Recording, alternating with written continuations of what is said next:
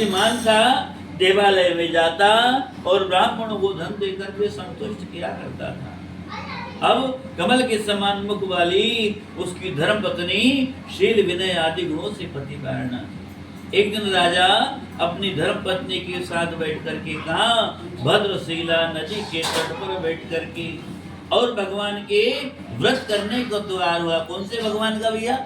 हाँ, सत्यनारायण के व्रत को करने को तैयार हुआ। इसी बीच अनेक प्रकार की पुष्कल धनराशि से संपन्न एक साधु नाम का विषय आया और राजा को व्रत में दीक्षित देख करके पूछने लगा कि हे राजन, किमिदम गुरु से राजनम भक्ति युक्त। अरे राजन, आप ये बड़े प्रेम से भक्ति भाव से कौन देवता का पूजन कर रहे हैं और इसके करने से फिर वही फल, कौन फल की प्राप्ति होती है। राजा भी कहने लगा, भैया पूजनम ते साधो विष्णु रुस्तुल तेस्ता। ए साधो, मैं पुत्र आदि की कामना से अतुल तेज संपन्न भगवान विष्णु का व्रत कर रहा हूँ, सत्यनारायण का व्रत कर रहा हूँ।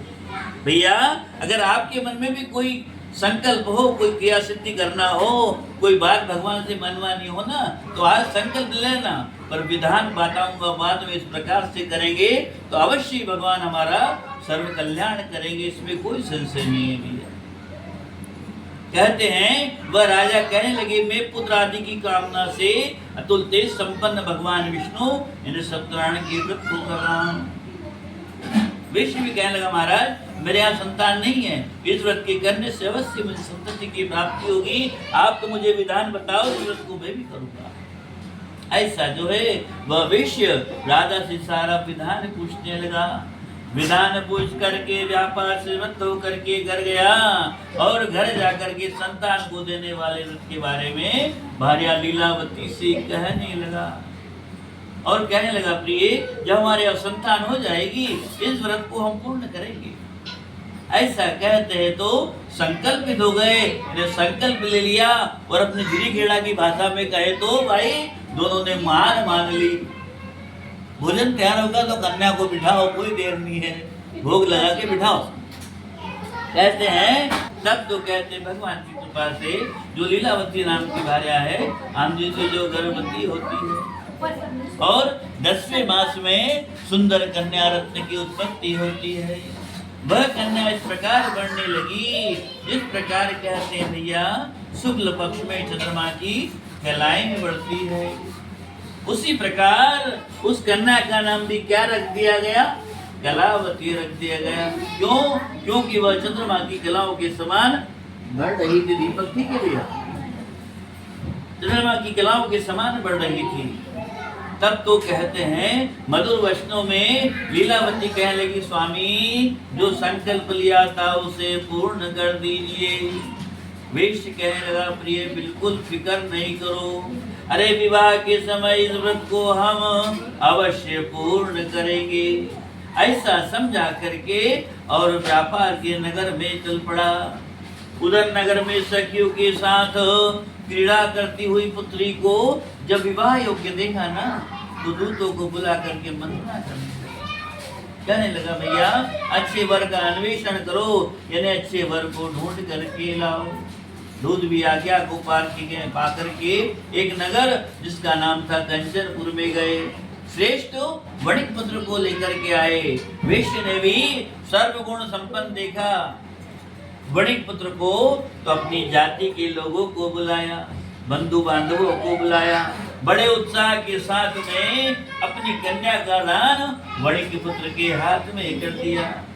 भैया वेश्य ने सब कुछ तो किया, पर एक छोटा सा कार्य क्या नहीं किया? भगवान का पूजन नहीं किया। हम भी बड़े बड़े कार्य करते हैं, दिन भर कार्य करा करते हैं, लेकिन एक छोटा सा काम भगवान की पूजा का अक्सर ठेके पे दे दिया करते हैं। लेकिन हम तो सब करते ही, अच्छी बात है, अपनी बात नहीं करें पर दूसरे की तरह भी कहते हैं भगवान का पूजन नहीं किया, वंदन नहीं किया, भगवान दुष्ट हो गए। और काल की प्रेरणा के साथ श्री संपन्न दामाद के साथ दोनों रत्नसारपुर नाम के नगर में गए। तब तो दोनों राजा कुछ कुछ दिनों कुछ अंतराल के बाद में राजा चंद्रकेतु के रमणी नगर में पहुंच गए।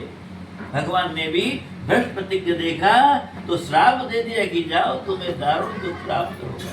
गलती व्यक्ति करता है और दोष आरोपण भगवान को लगाता है। कहते हैं भगवान ने श्राप दे दिया कि जाओ तुम्हें दारुण दुख प्राप्त होगा, ऐसा श्राप दे दिया। तब तो भगवान के श्राप के वशीभूत राजा के राज्य में चोरी होती है और चोर धन को चुरा करके कहाँ आता है, जहाँ दोनों वेश्य इन्हें ससुर जमाई ठहरे हुए थे। राजा के धन के रक्षक दूतों को पीछे दौड़ता हुआ देख करके और चोरों ने कहते दोनों वेश्यों के पास में धन को रख करके वहां से भाग गए। जब दूतों ने राजा के धन को दोनों वेश्यों के पास में पाया तो चोर समझ के प्रताड़ित करने लगे, दंडित करने लगे, बहुत बहुत खोटे खड़े वचन कहने लगे। दोनों ने बहुत प्रार्थना की लेकिन एक नहीं सुनी। ले जा करके बंदर में बांध के राजा के सामने खड़ा कर दिया और कहने लगे महाराज ये चोरों को पकड़ के लाए आए, आदेश दीजिए क्या किया जाए। अरे इनको मार दिया जाए राजा जी कि छोड़ दिया जाए। तो राजा ने भी आदेश दे दिया ना तो इनको मार दिया जाए ना छोड़ दिया जाए, इनको तो कठिन कारावास में डाल दिया जाए और इनके पास जो भी धन है ना वो अपने माल खजाने में ले लिया जाए। नींद तो नहीं आ रही भैया, गाना सुनाया हमको। ये भी जो कहते हैं इनके पास जो धन है ना वो अपने माल खजाने में ले लिया जाए। दोनों ने राजा के सामने भी बहुत बहुत प्रार्थना की, क्षमा याचना भी मांगी, लेकिन वहां भी नहीं सुनी गई, क्योंकि हमारे